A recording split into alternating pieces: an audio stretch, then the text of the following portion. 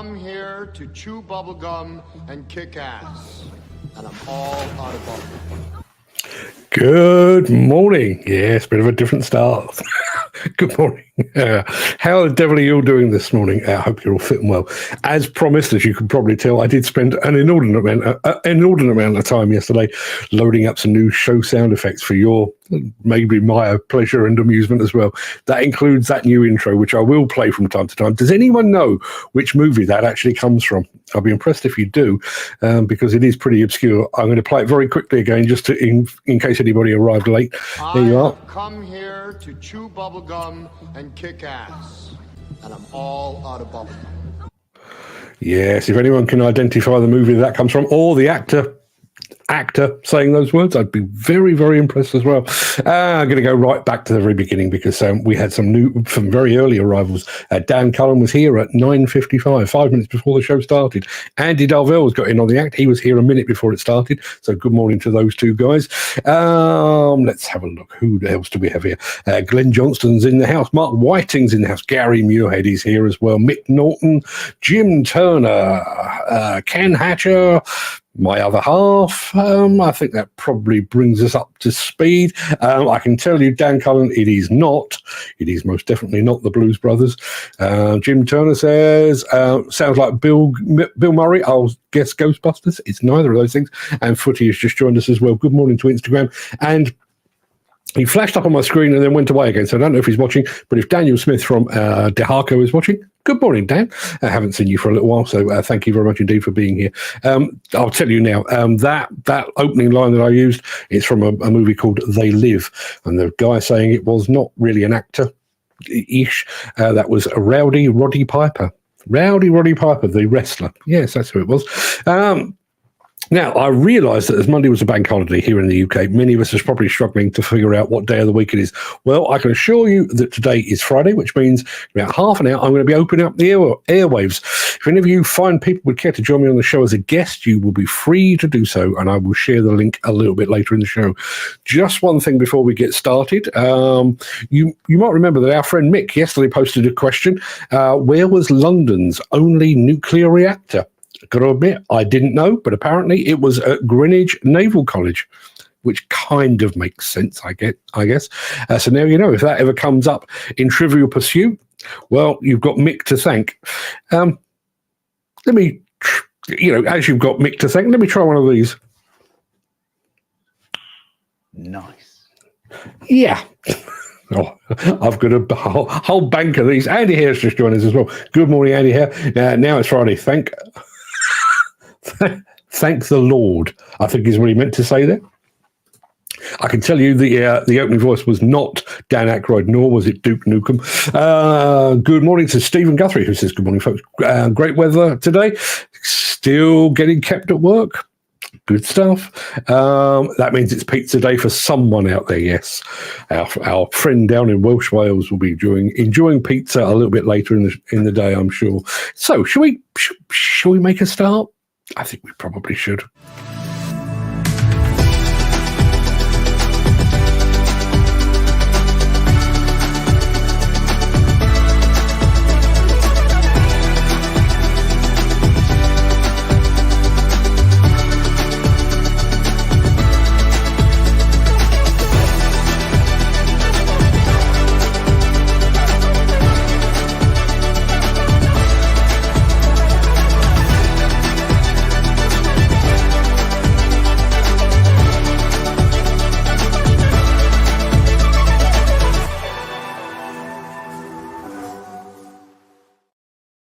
Andy Darvell has just pointed out, apparently that expression is also on the old computer game Duke Nukem. It's time to kick ass and chew bubblegum, but I'm all out of gum. Still say it to this day. I think it's a fantastic expression. I do have a few more bits and pieces to share with you a bit later in the show, but that will probably do us for right now. Very conscious. Just because I have sound effects doesn't mean I need to use them. Adam Phillips says, was the clip Tom Hanks? Not sure of the film. It wasn't. It was Rowdy Roddy Piper in the film They Live. I think it was late 80s, kind of a sci-fi movie sort of deal. Yes. Okay. I'll come to Stephen Guthrie in just a moment, but it is Friday the 5th of April. Welcome to the Breakfast Show. I am your host, Mark Anthony, the Walrus of Demolition. In today's show, tackling the Leaning Tower of Taiwan. I've seen the future, and the future is modular. Dynaset and the law of attraction. A US company can now see the wood for the trees thanks to John Deere Plus ahead of Intermat 2024. We're going to catch up with the compaction giant Bomag. But before all that, we do have the small matter of today's mystery machine. So we need one of these.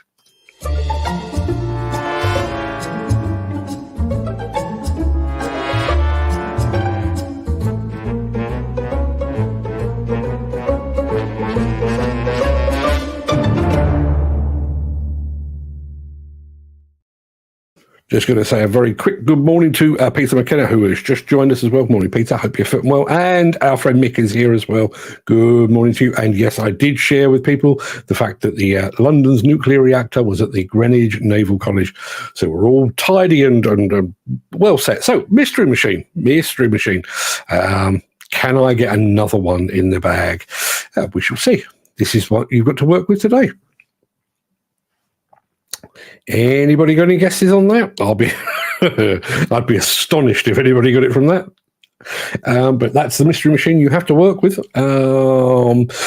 Nothing to do with anything else, but I can tell you, Dan Cullen saying trains all cancelled, yet another strike. Yeah, it's kind of thrown some of my children's weekends into turmoil. My eldest son's girlfriend, who lives here, is on her way to Liverpool today. We're supposed to be going by train. Is now not going by train. One of her friends is driving, Ken Hatcher. Now, I'm going to do this purely, and I don't take this personally, Ken, but I've been dying to do this. So Ken Hatcher has gone with the Komatsu 130, and Gary Muirhead has gone with the New Holland Kobelco E215, and Dan Cullen has gone with the Komatsu PC 130. We have a sound effect for this.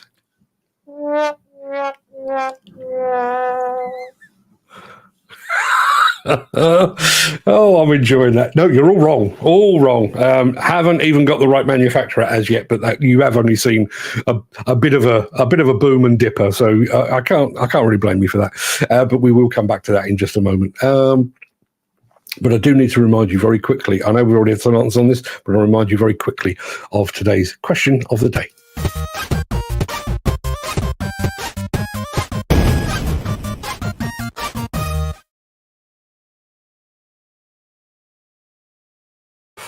Yep, our question of the day, quite simply, is this, and it does seem oddly appropriate given the name of this show. What is or what would be your ideal breakfast? Are you a full English kind of person? Are you a full Welsh breakfast, complete with cockles and lava bread? Would you love to wake up to a Scottish breakfast? Bit of haggis stirred into the mix?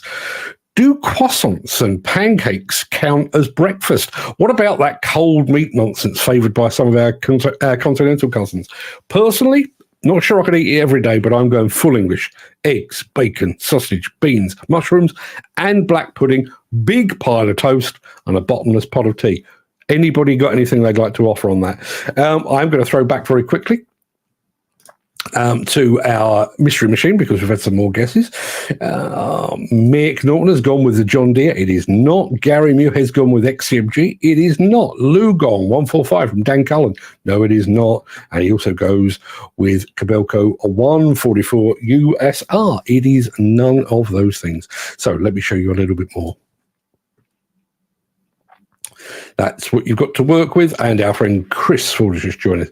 Goodish morning to everyone. Better late than never. Yes, absolutely, Chris. No need for a note from your mum. There's, we're a very broad church here and we're very forgiving. So welcome. Let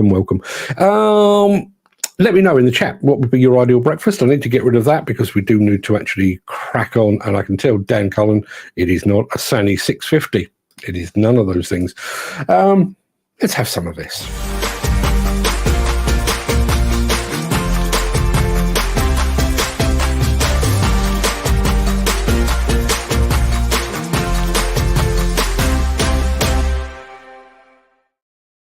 Yeah, if you've been watching the news this week, you will know that the east coast of Taiwan was hit by a 7.4 magnitude earthquake earlier this earlier this week, the strongest quake to struck the country in more than 25 years. Initial reports suggest that the quake killed 9 people, although the search remains ongoing for those trapped amidst the rubble. Meanwhile, demolition crews have been tasked with tackling some truly challenging work. Take a look at this.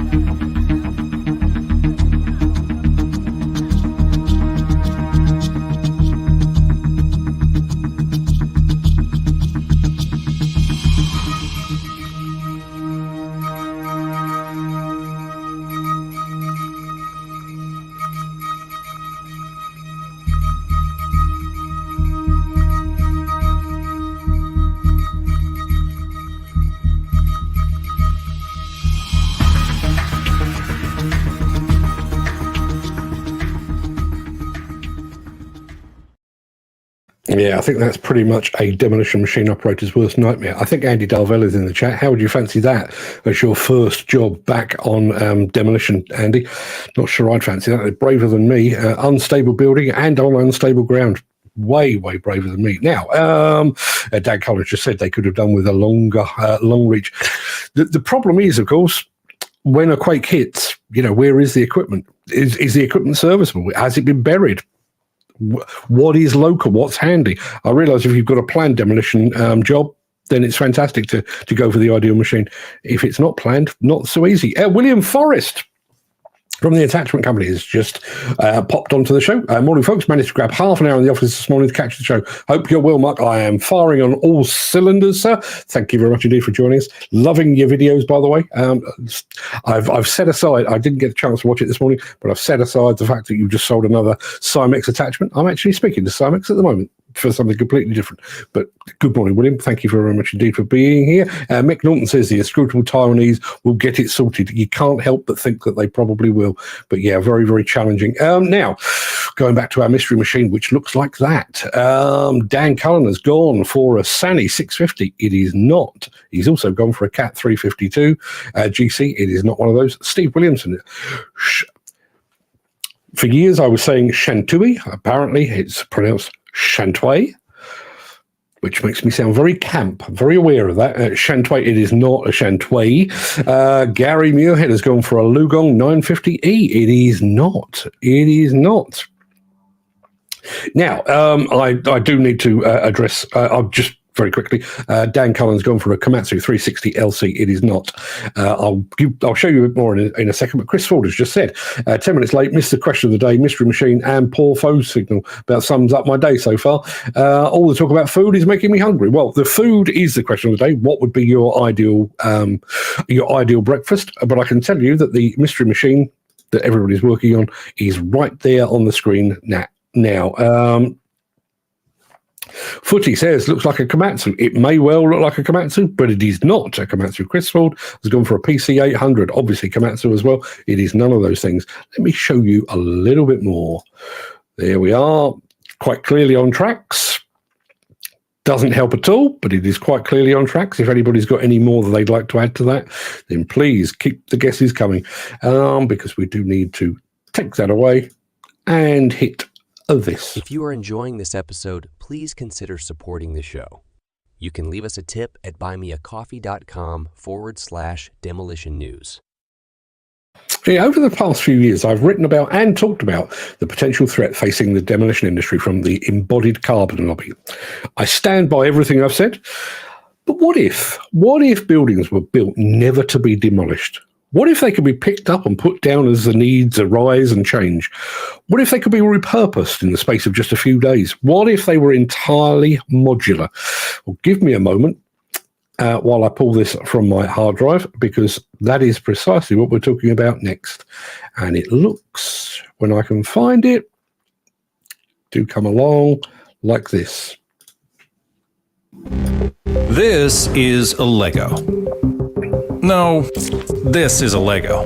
But this is like a giant steel modular construction Lego. Stack them together in a couple of weeks, boom, you got a building. Then, just like a Lego, you can take them apart whenever you want and reassemble them. Why do this? Well, think about the mall. All of those shopping oases that got built in the 70s, 80s, and 90s, all of that concrete and rebar. Well, the internet made a bunch of malls obsolete. And what do you do with the malls then? Some unideal conversion or demolition? Now extrapolate that to a world with millions of structures rendered obsolete every year. Annually, about 2 billion tons of waste is generated by destroying buildings. Enter modular construction. In the modular world, we think the holy grail is a red 6 Lego. You can build anything out of a red 6. So we created what we think is a red 6. This building has been assembled and disassembled 9 times in 7 years. 9 times? 9 times. Let's pause on that. That means they put the building together, people used it, then they took it apart, loaded it on trucks, moved it to a different place, and then assembled it again. Then they did that again 8 more times in 7 years. All of this raises the question, do buildings need to be permanent? Do cities need to be inert? This is Hard Reset, a series about rebuilding our world from scratch. Just north of San Francisco is a place called Mare Island, where they used to make submarines for the U.S. Navy. We went out to this island to visit the folks at iMod, one of the companies working to make modular construction mainstream. This is Reed. He's a general contractor by trade, so he spent most of his career making custom buildings. Now he's all in on modular. This frame is his baby. Well, not his actual baby. Reed has human children. We make one frame, that's it. There's not 2 or 3 different versions of our iMod frame, there's only one. You could have frames that stack side to side, end to end, top to bottom, and from that we can build multiple different projects. That's a big deal, because the modular and prefab movement has been underwhelming. Few are prepared to commit themselves to such a newfangled idea as the prefab. Historically, the emphasis has been on custom structures. We're not going to build a round one, we're not going to build a square one. It's this shape, and you stick with that because you can't be everything to everybody. What makes this frame so special? Well, it's all pretty hidden. Our roof system has inbuilt gutters, which allow, obviously, the water to shed away from the building. That's Mike. He used to oversee an assembly line for Rolls-Royce airplane engines. That's pretty cool. Our frames are manufactured in Mexico or China. Then they come in as a bare frame, and we start putting in the air conditioning system, air conditioning ducting, putting in the wall system, the window system, and then the HVA system. All that HVAC system sits in one module. The equipment's in there, the ductwork's in there, the return air's in there. It all allows for us to be faster and quicker on the job site when we get out to install our buildings. And that frame has connections all over it, so you can transport them on a truck or a ship, offload them with a simple crane at the construction site, stick a few of them together, add in the walls, hook in the plumbing and the electrical, bam, you're done. iMod is focused on building classrooms right now, because apparently children need to learn somewhere that's not a Zoom conference. When we went out to see them put the final touches on this school, we never would have guessed that it was modular prefab. Typically, it would take 9 to 15 months to manufacture a classroom out in the field. We're doing that in 12 days. Yes, you heard that right. An entire classroom in 12 days from these simple frames. But wait a minute, I know what you're thinking. Didn't a company in China just build a 57-story prefab skyscraper in like 19 days? They sure did, and that's super cool. But a lot of those buildings are sitting empty. Then what? What I think is cool about this approach to modular construction is the ease with which they can disassemble and move these frames around. Okay, we're just going to walk. So follow me. Our 6 new classrooms are on the left side. Site built product. And that flexibility was the idea from the start. You see, a decade ago, iMod's co-founder Craic spoke with an official from the Los Angeles School District who said, It's crazy. We have all these classrooms that we built deployed over here. And because of demographic changes in the last 20 years, we don't need them there anymore. We need them here. But we can't relocate them. Your building is relocatable. That would be a tremendous asset to us. In 20 years from now, guess what? They don't need classrooms anymore, but they need medical office buildings. These can turn into medical office buildings just by swapping out components and not having to go through a whole construction phase. We don't want our buildings to ever end up in a landfill, ever. We want to take that system and use it again and again and again and again. So what does a city look like when a bunch of its buildings can move? Picture this scenario. A giant company comes in, needs lots of places to put people. Lots of iMod frames come in. An office park emerges. In a few months, a neighborhood grows around it. But a decade later, that giant company leaves, and the people move to different parts of the city, or different cities altogether. Those offices and that neighborhood can scale down without leaving urban blight and unused space. But what if we think about this modularity on a global level? We developed this system in conjunction with Maersk, the big shipping company.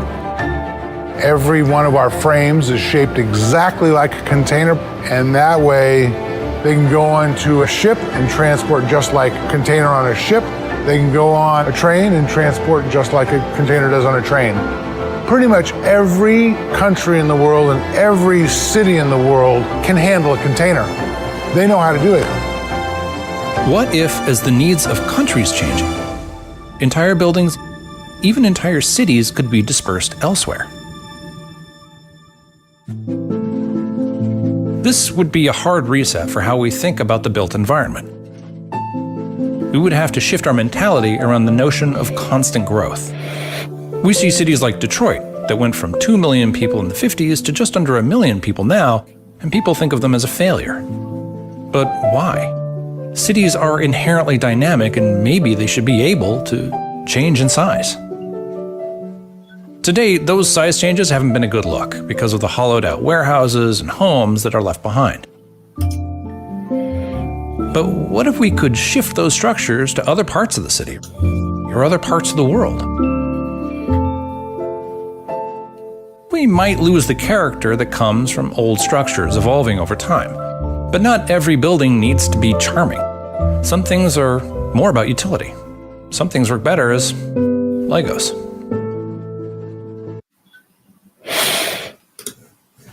Interesting, right? I'll come back to that in a second. I want to say good morning to my mate Fabio Bruno, who is watching all the way from Brazil. Good morning, Fabio. Haven't seen you for a long, long time, but thank you very much indeed for being here. We'll come back to the guesses on all things related to our mystery machine, but I got a couple of points on all things modular. Jim Turner says, I've banged on about this for years, and I've heard you do so. Modular needs to be given a chance in our country. This would allow for a better community. People would buy it, and this bit didn't actually come up in the film, and I think this is a very, very good point. This would allow for a better community. People would buy the plot where they want to live, start off with a modest modular starter home, then add to it as their family and wealth grows. All swung on and plugged in within a couple of days. Think about that, how you think about a car. You know, your first car, it's usually just you and possibly you and a partner or a spouse or something like that. So you go for the little racy car, and then you have children. So you go for the estate car or the 4x4, and your car grows with you.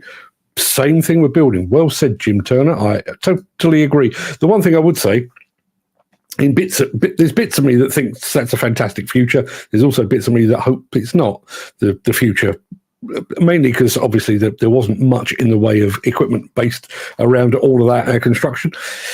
But it is that kind of out of the box, if you pardon the pun, out of the box thinking, I think that we will require in the future. The other thing that I object to, which is just a hangover from growing up in post-war London, near where I lived in Battersea, we had a couple of estates that were, the houses were simply referred to as prefabs, and they were very, very low cost, not quite like the modular buildings that we've just seen. And I've got to be honest, that big glass-fronted one, imagine that. near the sea or near an expanse of water or near a forest or something like that, I'd move into that tomorrow. I thought that was fantastic.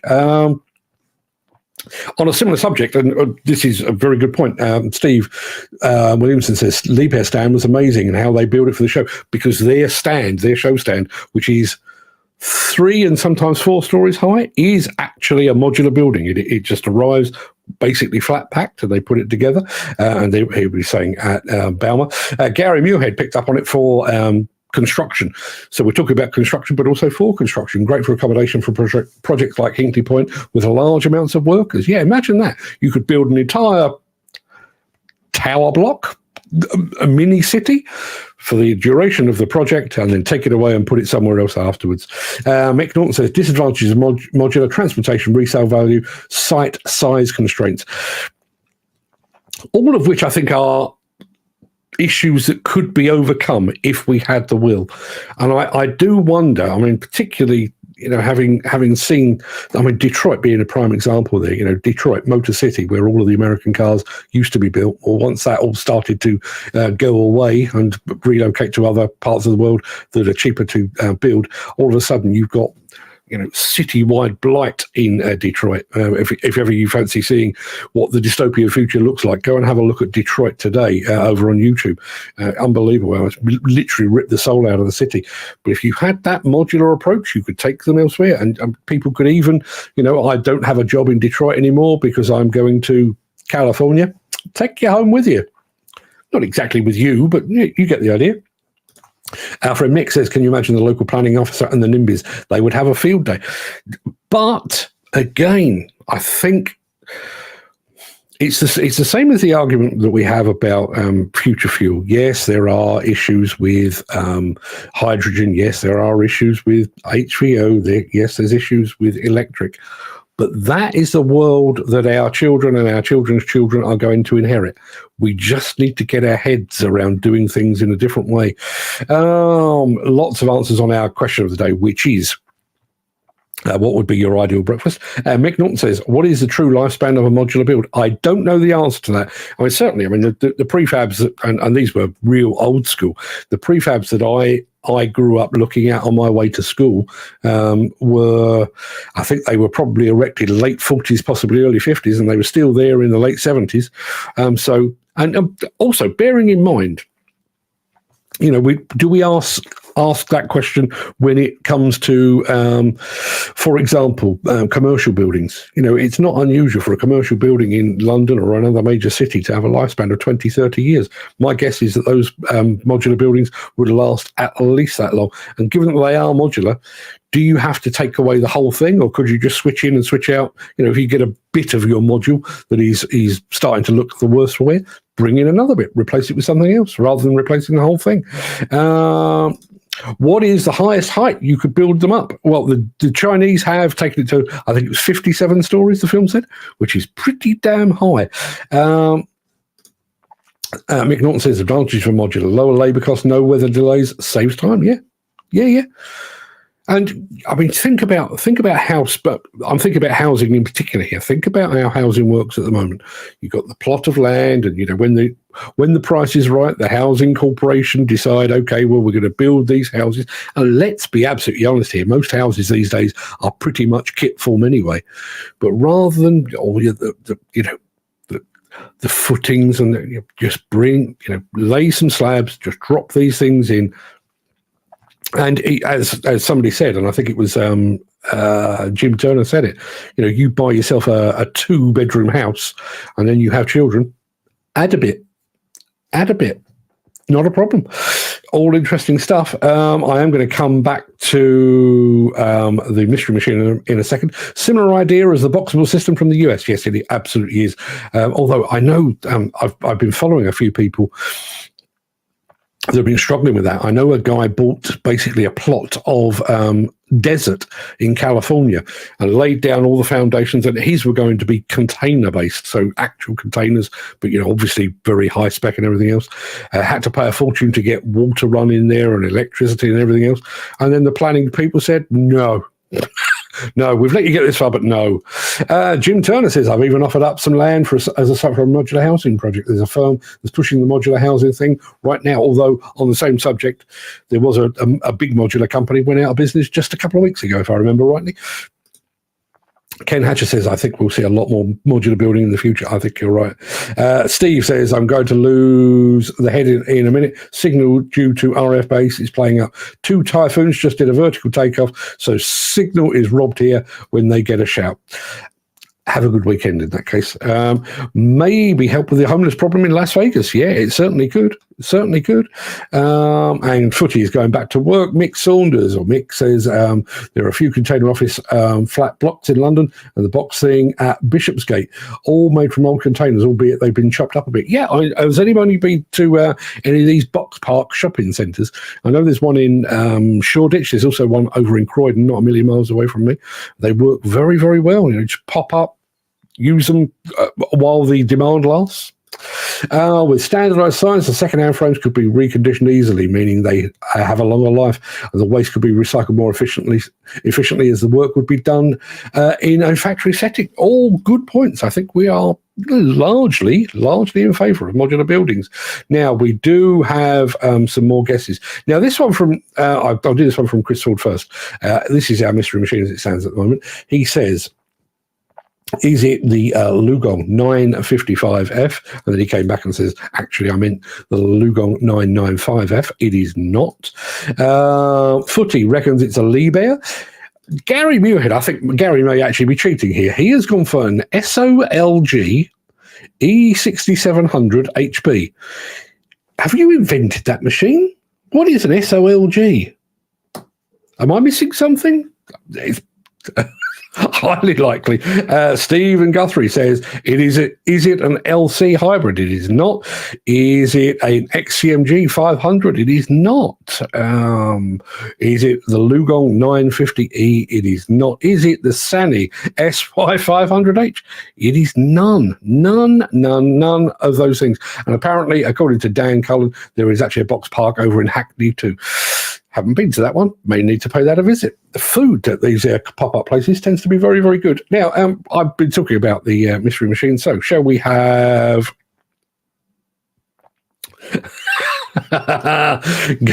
Steve Williamson says, you don't know your machines that well, Gary. Google cheating, I think. Well, if you've got access to Google, I'm not sure it would help you with this. But let me show you a little bit more. See if I can... let me just get rid of something off the screen. Here we go. There's a little bit more. Does that help in any way, shape, or form? I don't believe it does. But yeah, lots and lots of wrong answers. No right answers. In fact, nobody's even got the right manufacturer yet. Oh, excuse me. So yes, keep the guesses coming in because we do need to press on. And we need to press on with this.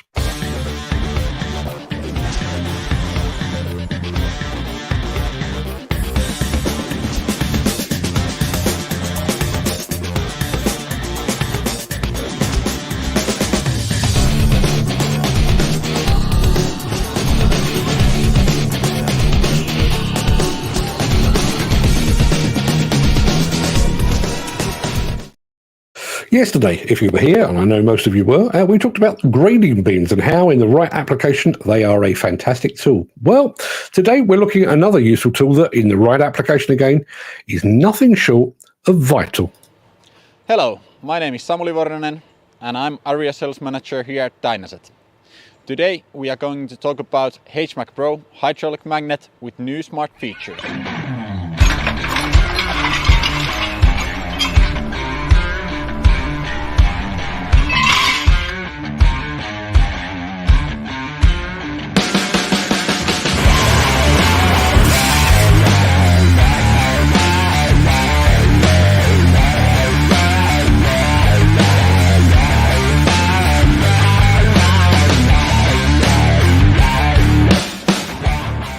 Dynaset HMAC Pro hydraulic magnet converts your base machine hydraulic power to magnet power. With integrated hydraulic magnet generator, makes it complete all-in-one unit. World fastest 0.8 second demagnetizing time increases your productivity on a site. Dynaset HMAC Pro hydraulic magnet includes hydraulic magnet generator. Hydraulic magnet generator converts the hydraulic power to DC electricity for electric magnet. Our hydraulic magnet generator has needed valves to control the hydraulic flow. Standard models comes with 2 hydraulic hoses and chains. You are also able to get magnet with quick attachment and claws to make it even more versatile tool. HMAC Pro hydraulic magnet is plug-and-play unit with the great features. Its tear-off force starts from 5.5 tons up to 34 tons, depending on the model. Since it's independent unit, it doesn't require any additional electric cable. Dynaset hydraulic magnet can be equipped with new smart features. These new functionalities are called D-Smart. D-Smart comes with a mobile application that offers user-friendly experience for the operator to monitor and adjust the hydraulic magnet generator inside the hydraulic magnet. Mobile application is connected to D-Smart model with Bluetooth connection.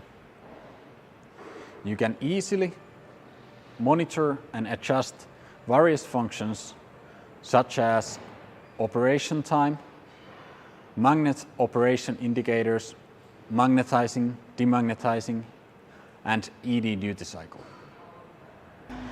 You can easily operate magnet functions such as eco mode and fast up from your mobile phone, tablet, or additional screen. Mobile application can be downloaded to Android device from Google Play Store and for iOS device from Apple Play Store.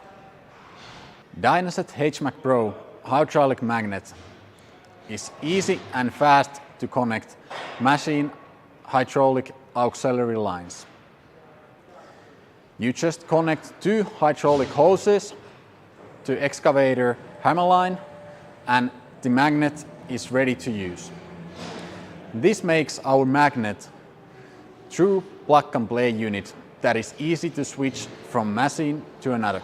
Hydraulic magnet can be used in vast number of industries.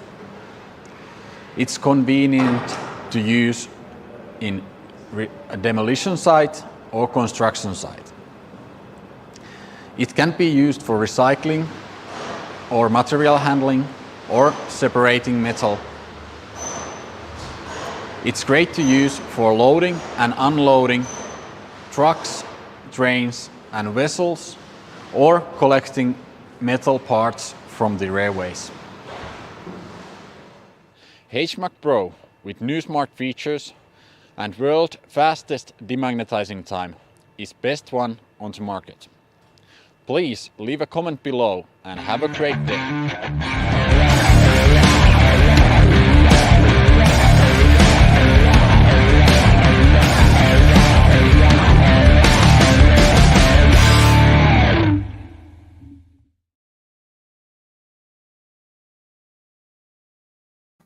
Yeah, I'm with Steve Williamson. Big fan of Dynaset. Love what they do. Yes, so do I. Dan Collins just said, aren't you meant to be a minimum 5 meters away from a magnet on an excavator? I was not aware of that. Is that a regulation? Anybody knows? Let me know. Also, Dan Collins is saying, just had 3 calls for jobs on Monday. Well, let's hope they can find somewhere to be. Back to our mystery machine. Steve Williamson has gone for a deer. It is not, although John Deere are coming up very soon. Is it a cat? No, it's not. Is it a cat machine? Then the color makes everyone think Komatsu. It is not a cat. It's not a cat. It's not a Komatsu. Can I show you a bit more? Let's see. 1, 2, 3, 4. I can show you a bit more, actually. There you are. That's what you've got to work with. Any clues, anybody? However, the app won't work with no Bluetooth or Wi-Fi. No mention of that. All true. All true, but again, it's not an insurmountable problem, as we all know. Now, let me take that away because we do need to do a bit more. Now, I am going to very, very quickly, because we are getting a bit further into the show. If anybody has got anything they would like to add in person, i.e., fire up your smartphone and actually come onto the show, as soon as we get to beyond the Intermat bit at the end of the show, you can do that. And I'm just about to post a link for you in the chat. There you are. That is your invite. It says StreamYard. If you can click that or copy that and paste that into your browser, then you'll be able to join us on the show when the actual main part of the show is over and done with. So let me press a button. This one. Since the finance bill came into effect in April, the construction industry has seen a surge of fuel thefts. The rising cost of living has placed an additional risk of theft by employees and contractors, as well as opportunistic thieves. By using diesel dye and placing warnings of its use, you are sending a clear message that this is your fuel.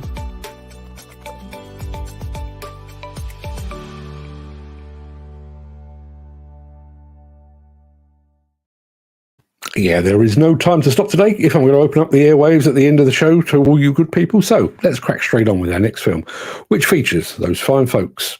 I mentioned it earlier, those fine folks, John Deere.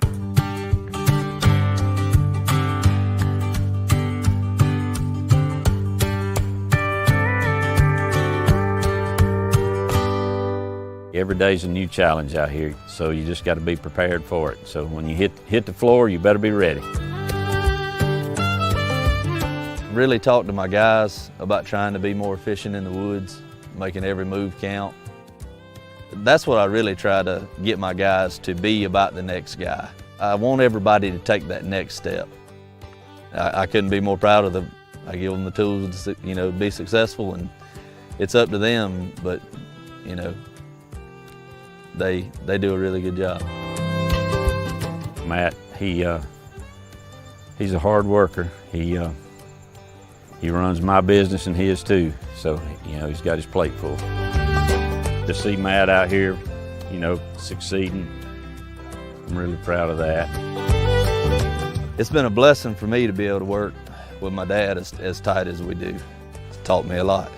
So I've been very fortunate to have the people on my side and the people on my team to be able for us to be successful.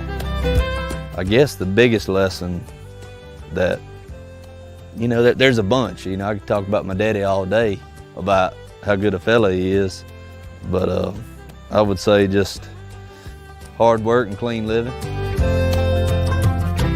get a little emotional talking about him because he's my best friend.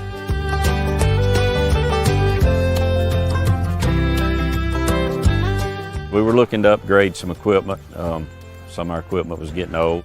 Randy got a hold of me. He said one day, let me bring a cutter out there and let you run it. Matt gets on it, goes down the woods, starts cutting. A few minutes, he calls me on the phone. He said, you got to buy this thing. He said, this is awesome. I knew when I sat down in the seat and fired it up. I said, yeah, I'm sold. Just a lot of features on the John Deere that I really liked. You can tell there's been a lot of engineering going on. I really do think the technology that Deere has is top tier. I mean, it's far surpassed what we've had in the past. I have no doubt in those machines. I mean, I really, that's what sold me on the Deere stuff was getting that first cutter. I mean, it was night and day difference. Looking back on it, I think it was the best thing we ever done was move towards the Deere stuff. Out here, it's never done. The job's never done. So it's just trying to be better than we were yesterday. And I think that, if everybody had that mentality, the world would be a whole lot better place. And if we had more positive forward thinking, then we'd see a lot better results in this one.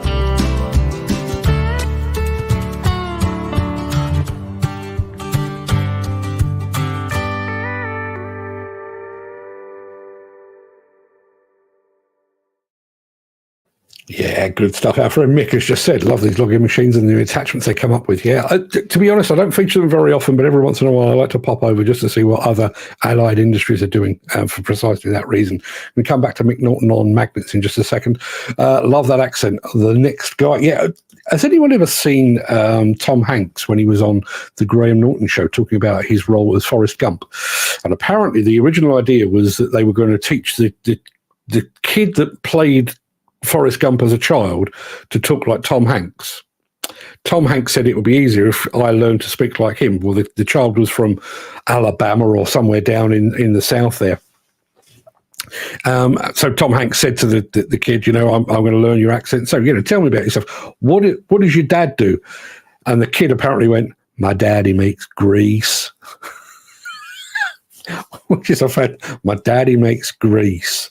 Yeah, grease. Mick Norton, I did say we were going to come back to all things magnetic. HSE do not highlight any foreseeability of risk working in close proximity to magnets. However, he says, magnets require greater control, especially when hung off an excavator, for greater control and to reduce the risk of both injuries to operators and other persons and damage to plant and equipment.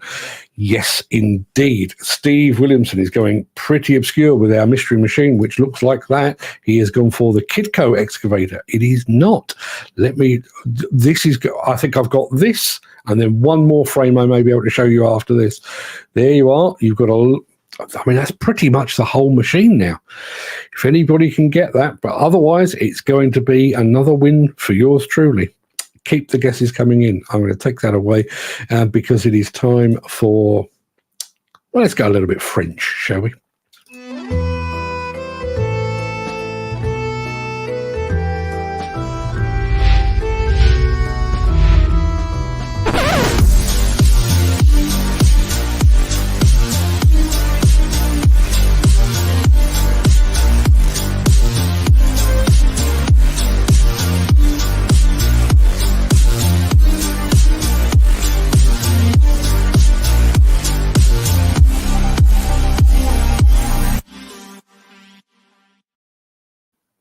From one Mick to another. Mick says, further to Mick Norton's comment, there was a paper written regarding magnetic forces for the old magnets up to the 1980s. Plenty of academics that questioned it. We'll look it up. And also, do magnets not interfere with things like pacemakers? Have I imagined that? Have I just plucked that out of my rear end based on nothing at all? I don't know. If anybody knows the answer to that, please let us know. Now, I mentioned yesterday, I've already started to pack my bag for Intermat. Nothing major, just a few bits and pieces, make sure I don't forget them. But my guess is I will be travelling very, very light indeed compared to compaction giant Bomag.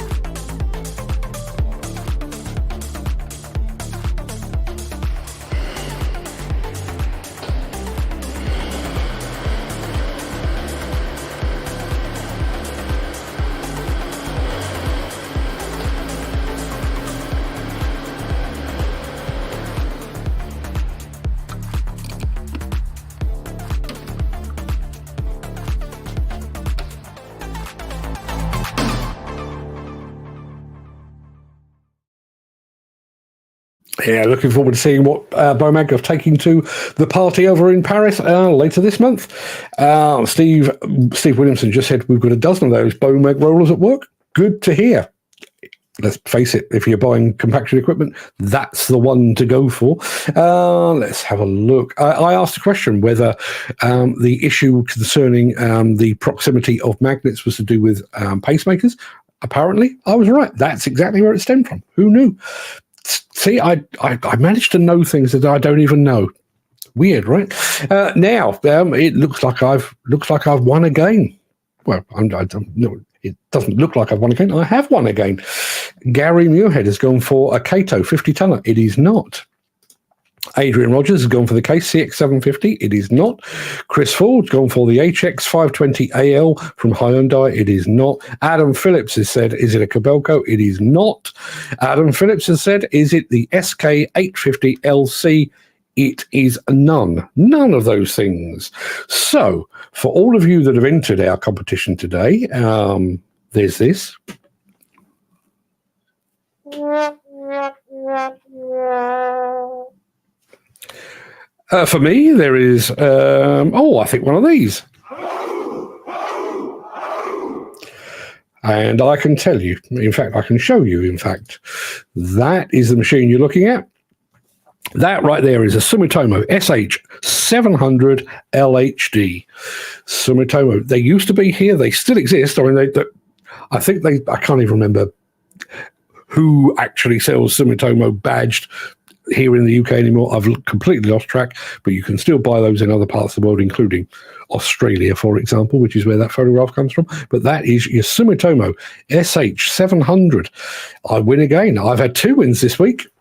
I'm getting pretty good at this. I mean, the fact that I already know the answer is kind of helpful, I have to say. But yeah, I've won again. So yes, there you are. Mick says, cheers, Mick, just jotted down. We'll have a read later today.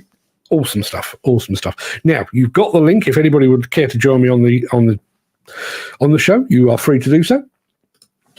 Because that is about it for the main part of today's show. I'm going to roll the outro in just a second before leaping gazelle-like over into the chat to see what you're all saying today. If you can't stick around for that, then please do stay safe. Look after yourself and your family and your friends and your colleagues. Hope to see you all again very soon. Monday, there's no show tomorrow. But if you do have the time and the inclination, I will return with the Craic immediately after this final word from our key show sponsor, who will be here immediately after a certain Mr. Schwarzenegger. I'll be back. Thank you very much indeed for that, Arnie.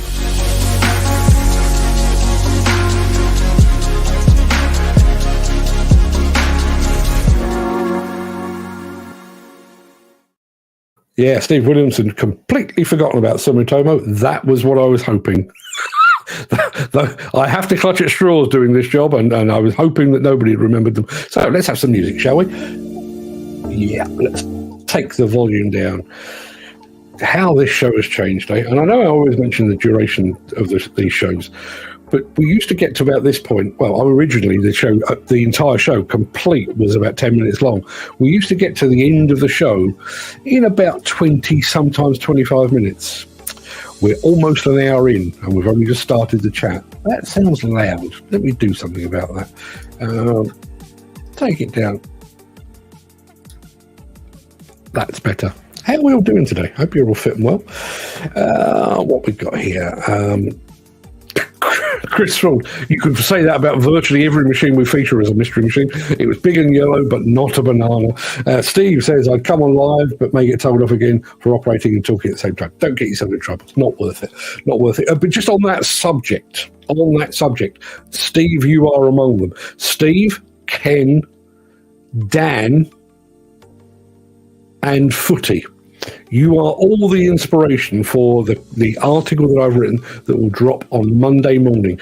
I don't mention you, don't worry. I don't mention anyone by name, but you are the inspiration behind that article. And it is very much on that subject, being told off and reprimanded and stuff like that. So be here on Monday and I'll tell you exactly where to find it. Going way, way back to the very beginning of the show. And there is Dan Cullen at 9:55 saying, we made it to Friday. Yes, we did. touch and go for a while. There was a few ups and downs along the way, but we did get there. And he also goes on to say, morning, and indeed happy Friday. Morning, people. Yeah, morning, people as well. I know Andy Darvell was very early doors as well. I can't see him. He's here somewhere. Take my word for it, he was very early. There we are. Good morning, Mr. Hatsy. We're talking to Dan Carr in the background. Glenn Johnston joined us. Mark Whiting is here. Gary Muirhead is here as well. Good morning, Mark. Good morning, guys. Happy Friday, everyone. Very happy Friday. Got a nice one tonight.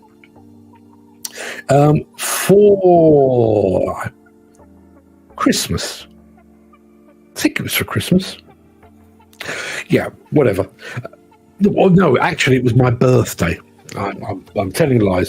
For my birthday, my eldest son and his girlfriend bought myself and the good lady, the Queen of Demolition, a voucher for our local super posh Indian restaurant. And when I say super posh, among its clientele, Brad Pitt, Johnny Depp, Angelina Jolie, among others. Very posh. Expensive, very nice. Been there a few times, and it's very good. But no, he's bought us a voucher, and we've booked it for tonight. So yes, 7:30 tonight. I'll be in best bib and tucker on my way to tuck into some posh Indian food. Don't get me wrong, I do like cheap Indian food. We've got the Taste of Bengal just around the corner from where I live. Cheap as chips, fantastic. But every once in a while, it's nice to get posh, isn't it? We'll come back to food and poshness in just a moment because we are talking about our question of the day, which was, what is your ideal breakfast? Mick Norton has come over all Australian and says, g'day. Yeah, g'day and struth. There's a bloke down there with no strides on. If anybody remembers that. Andy Darvell says 26th of April. 26th of April. Is that when you start at AR Demolition? Is it? I'm not sure what that's answering, but if it is, good, and good luck. Listen. It's unlikely that any demolition company worth in full control of their faculties would ever employ me. But if I had to hand pick two to work for, AR, Armac.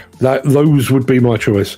And the very fact that our friend Andy Darvell is going to drive the Kiesel machine, the KMC, was it the 600? I can't remember, but I know it's a KMC, and it's an astonishing machine. I've seen it up close and in person. It really is. You're going to have fantastic fun with that. There's Gary Muirhead saying good morning to my other half. There's my other half saying good morning back. Ken Hatcher is here as well. Peak today for Ken, as we all know. Jim Turner is here as well. Lots of guesses on where my opening intro thing came from. And it most certainly was not the Blues Brothers. It was not Ghostbusters. It was not Duke Nukem, although apparently it could have been, because it appears there it's none of those. It's actually a film rather called They Live, and that is Rowdy Roddy Piper, the wrestler, just about to open fire on some aliens. Go look it up. Terrible film, but I like that line out of it. And there's Andy Hare from Northern Track, purveyor of the finest attachments to all those fine folks in the world, particularly those that prefer the purple, like myself. I just said if I could work for any demolition company, I would be going to Armac or to AR. If I could have an attachment sat on the wall behind me, I'd go Northern Track. I mean, they work very well, but the purple just looks fantastic. So here is our question of the day. What would be your ideal breakfast? And listen, very old school. I'm going full English. Egg, bacon, beans, mushrooms, black pudding, sausage, lots of toast to do the mopping up afterwards, big pot of tea, happy days. What about you guys? Stephen Guthrie, his ideal breakfast would be the wife. See, I see where you're coming from, and listen, each to their own. And I'm sure the good Mrs. Guthrie. Listen, I'm not going to even go down that line, but I can see where you're coming from. The only problem with that, as far as I can see, and I know somebody else has made the same suggestion, is I would not go to work because I'd need a damn good kip afterwards. Or is that just me? Don't know. Peter McKenna saying, good morning, peoples and sheeples. Good morning to you as well, Peter. And he also says, in answer to the question, full English, Irish or Scottish breakfast? Indeed. Mick Norton says, full English must include black pudding. Is it a full English if it doesn't include black pudding? I don't believe it should be. I think that should be allowed. Ken Hatcher. Now, Ken Hatcher has gone for the full English, despite being of the Welsh persuasion, being based in Wales. You're not a lava bread man, Ken? Not into cockles with your breakfast? Cockles I can live with. I like a cockle. Not so sure on the lava bread, but yeah. Loads and loads and loads and loads and loads of guesses on our mystery machine, none of which, as it turned out, were right.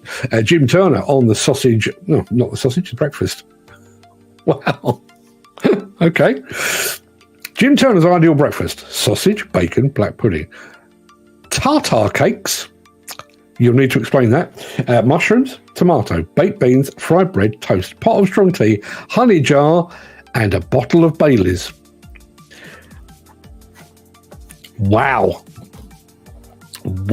that is, I don't know what tartar cakes are, because I'm a big southern softie, so please tell us more. And a bottle of Baileys for breakfast. The man has the constitution of an ox. Footy says, pancakes, bacon, scrambled eggs, maple syrup, sausages, and plenty more maple syrup. Yum, yum. Yeah, absolutely. First time I ever had that kind of concoction in the States. You know, the idea of having or scrambled egg and bacon on the same plate as maple syrup seemed like an abomination till you try it. That's some good stuff, that is. And I tell you what, I had breakfast in Vegas one year. It was probably a con expo, I would guess. And I went to, I think it was a Denny's. Anyway. It doesn't matter. So, but I'm sat there having my scrambled egg and my pancakes and everything else.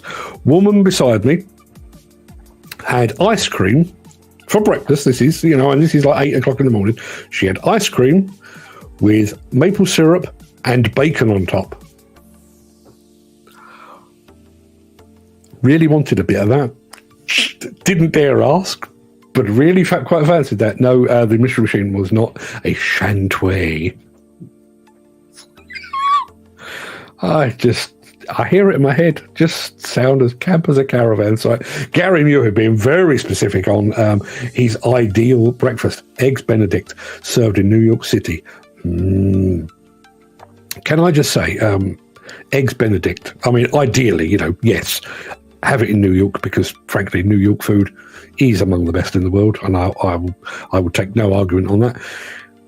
But isn't eggs Benedict one of the greatest inventions in all of humanity? Isn't it? I can't be alone in thinking that is just like a high watermark in human development. Let's have a look. Who have we got? There's Mick Norton saying that the Taiwanese, they are inscrutable and they will fix the post earthquake situation. Yeah, don't envy them that one bit. I mean, obviously, they're not a particularly pleasant idea when you could be dealing with the presence of the deceased. That's never a bundle of laughs anyway. But, the angle that building was at could fall at any time, and you've really got no way of telling. So, yes, I wish them all very well with that. There is my other half. Question. Full English, she says? Or pastries? Yes, my wife does have a very sweet tooth. As do I, to be perfectly honest. But given the choice, pastries or full English, for me, full English every single time. Now, we've got a couple more answers on our question of the day. Steve Williamson. See, Steve is a young guy. He could get lucky with his wife, as he clearly suggests, and could probably go to work afterwards. Not me. I would need a nice long nap after that. Not Steve's wife, obviously. Anybody, my wife. Let me be absolutely clear. My wife. Andy Hare being even more specific still. Question of the day. Ritz Paris. See, these are the circles that our audience move in. Ritz Paris, scrambled eggs and bacon, grapefruit juice followed by fresh pastries straight from the oven. It was worth getting married and going on honeymoon for back in the day. The Ritz in Paris. There must be money in purple attachments, that's all I can say. or are you still paying for it? It could well be. Modular buildings. There is our friend Jim Turner. I've banged on about this for years. Modular needs to be given a chance in our country. This will allow for better community. People would buy the plot where they want to live, start off with a modest modular starter home, then add to it as their family and wealth grows. All swung in and plugged in within a couple of days. I have to say, I mean, I've been watching modular buildings for quite some time. Very, very impressed. Would I live in one? Yeah, damn right. Particularly if you could find the right location. You imagine right by a river, or better still, right by the sea. So you've got that big glass, just a solid glass front looking out to something nice to look at, trees or water or possibly both. And yes, the Liebherr standout Bauma is amazing. They build it for the show, and they are, they basically pick that up and put that down on a fairly regular basis. Travels around the world with them.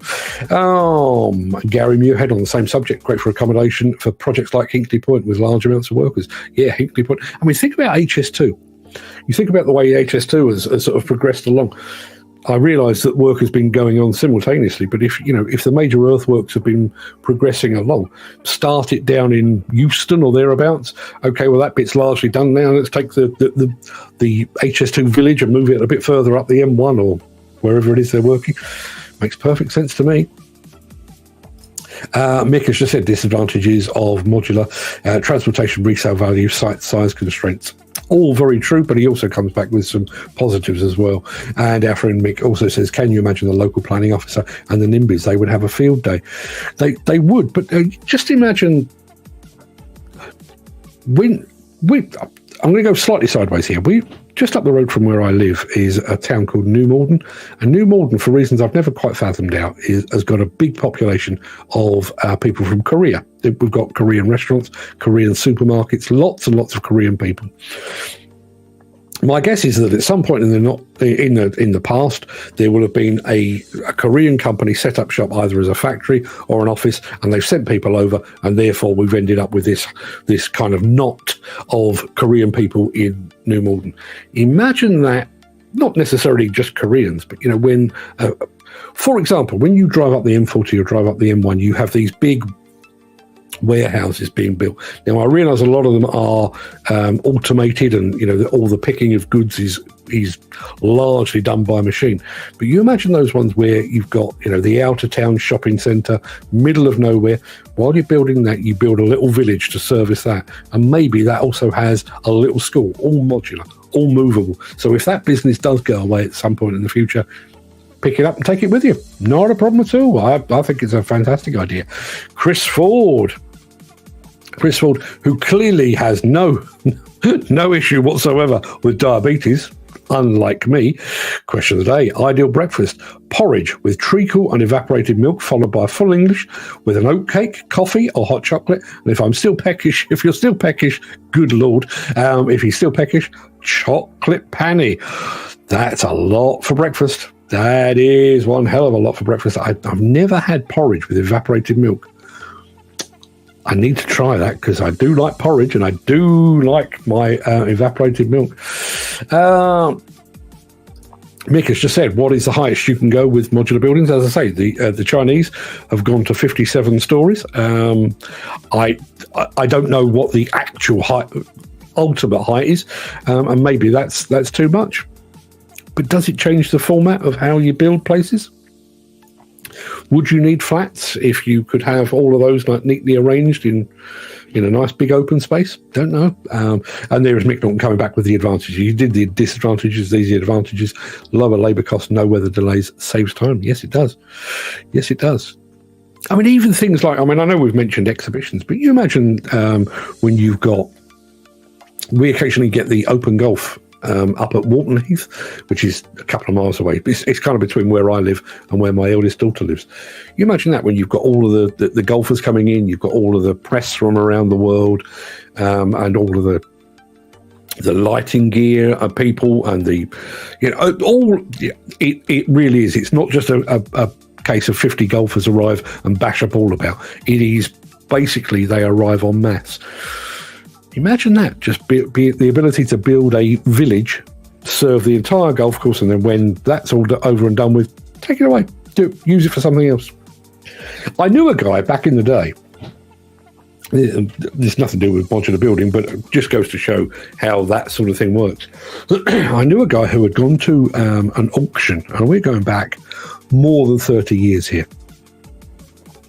And an events company had gone out of business. And one of the things that they'd put into an auction were 50 flagpoles, big flagpoles. I don't need to, you all know what a flagpole is. I don't need to describe them. Well, he bought all of these flagpoles and he put them into his yard, and he basically started to hire them out for events himself. At the point that he was telling me this story, those flagpoles had been out and about on a weekly hire. They hadn't been back to the yard in more than 20 years. They were so in demand that any repairs and repainting was done while they were on site. He bought them in auction, cheap as chips, hired them out on a weekly basis. They didn't come back to the yard for 20 years. Yeah, true story. Wealthy guy. Very jealous. Similar idea as the boxable system from the US. It is indeed. Jim Turner saying, I've even offered up some land for as a site for a modular housing project. There's a firm pushing the modular housing thing right now. There are a few. I know we've still got objections, and frankly, I know somebody mentioned earlier the whole idea of putting this past the planning officials. I can't see them getting their head around it anytime soon. But yeah, it does make a lot of sense. Maybe help with the homeless problem in Las Vegas. For those of you that weren't here, and I'm sure Steve Williamson will be able to back me up on this, that relates back to the last Con Expo, driving back from the show itself back to the Luxor Hotel. And there was a big drainage channel there. And I saw there was a tent part, and there was clearly somebody living in the tent. And when the car pulled forward and we could see the whole of the drainage channel, there were hundreds. I mean, I reckon 400, 500, 600 people all sleeping in tents. My guess is most of them were employed by the hotels as porters and cooks and bottle washers and that kind of thing. Can't actually afford to live there, so they are living in tents. Imagine that. There's plenty of space in Las Vegas. Trust me, the strip itself, not that, it's big. I mean, what is it, 2 miles long, I guess? So it's quite big. But outside of that, out in the desert, you could drop a bunch of those houses in there. Piece of cake. And when you think that a lot of the hotels now are owned by the same company, i.e. MGM Grand, I can never remember what it is they do own, but there is a couple of, there's the Park MGM, there's the MGM Grand. They own those, but they also own others. They may even own Caesar's Palace. So to build a village for their workers, not hard, and let's face it, plenty of money. Our friend Mick says there's a few container office flat blocks in London, Boxing at Bishopsgate, all made from old containers, albeit they've been chopped up a bit. Yeah, and they work very, very well. As I say, Box Park in Shoreditch, Box Park in Croydon, and apparently there is also one in Hackney, according to Dan Cullen, I think.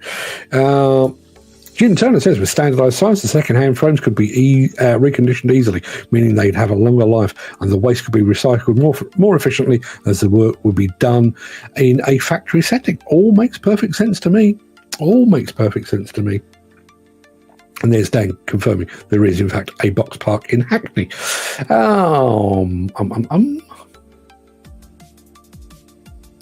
Yeah, that's a good point as well. Our friend Mick is saying could be an idea for the government to use old containers for the homeless instead of threatening to nick them.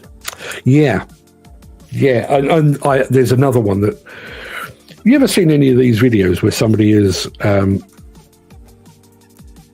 It seems to be shopkeepers, particularly in posh parts of London, where they arrive to find a homeless person has spent the night sleeping in their doorway. Rather than sort of bunging them a few quid and sending them off to get themselves a bit of breakfast at the local McDonald's, they turn a hose on them. Absolute low point in human development, that.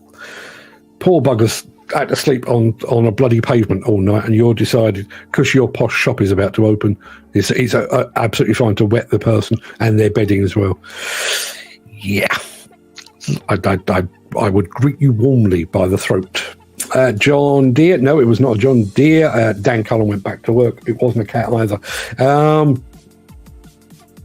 Love what they do at Dynaset. Yeah, Dynaset do an awful lot of stuff, and a lot of the stuff that they do is unseen as well, or kind of hidden away. One of the best applications of dust suppression I've seen in quite some time is the system called the Ardennes Jet on Ardennes attachments made in France. You'll be able to see them at Intermat if you are going that way. And they've got nozzles on the attachment, but the nozzles only actually fire water when the jaws of the concrete cracker or the pulverizer are in motion. When that machine is, or when the attachment is stopped, or when it's being just sort of relocated, no water, so you're saving water. But the moment that you start to crack concrete and you need to capture that dust, the nozzles kick in. Those nozzles made by Dynaset, and they do lots of that kind of stuff.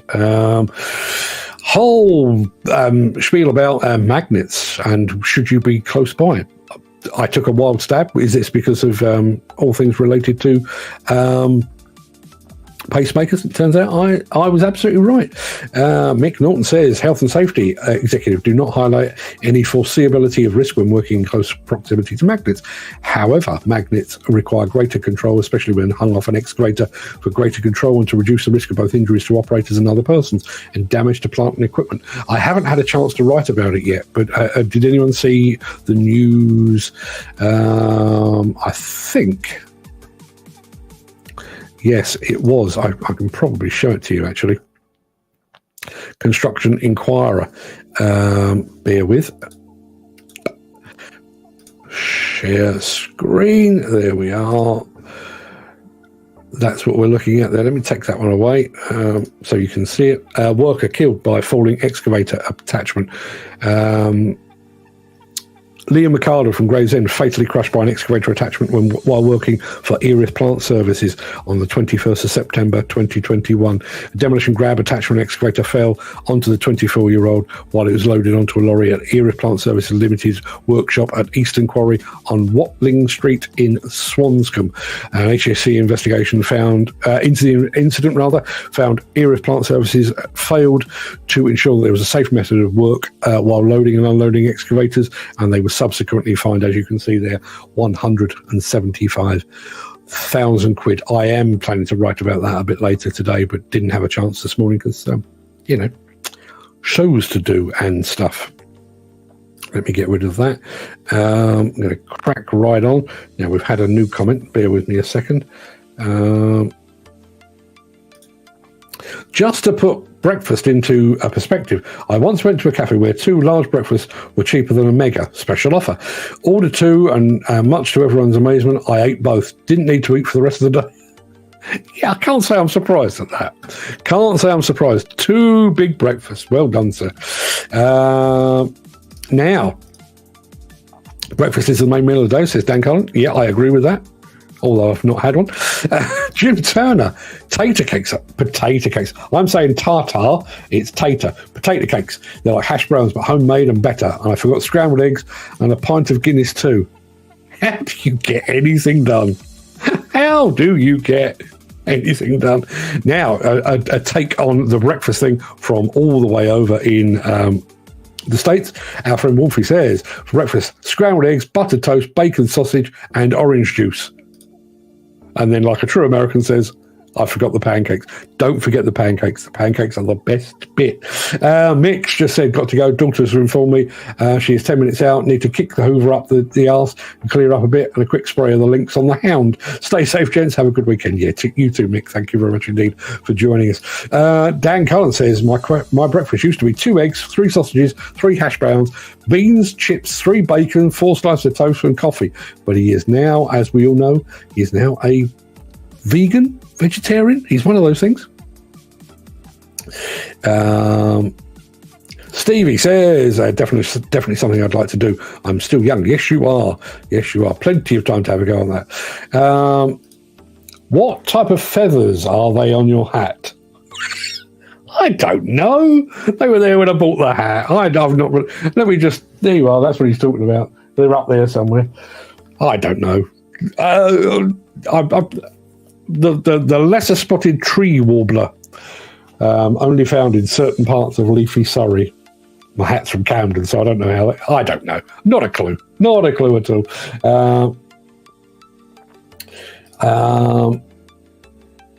I'd be happy for you to mention my name anytime. I won't sue you.